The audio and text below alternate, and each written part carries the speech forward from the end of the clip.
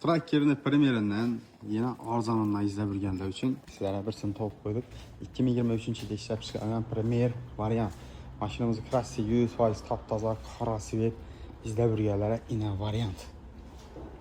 Tekşir var sizə. Boş balonları tutunup çıxınıqdan maşınınızı kolaylık tarafları. Həm də isə klassi taza. Benzində. İşi yönüstənən bir görbədə əsas. İki avtomobilini çıraylıqına bir xəbər qoyarsa, kommentarya yazınlar. Şu diskin işgər açalım ona. Özü həqiqətən gözəl avtomobillərdən birisi. Köpçülük çünki bunu yaxşı görədi. Pulla gəlişdirib beləmsə 30.000 probə götürtdü. Salon qismində heç qanday defekti yox.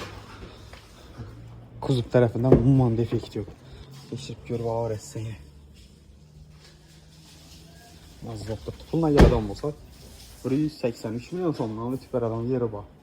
Maşın Kreta, Barterə, həm də azraq yeter etməsinə qarşı bərlədir. Like basıb, bəlkə lazayı bərk qoyuşunu, elstən çıxarmanlar.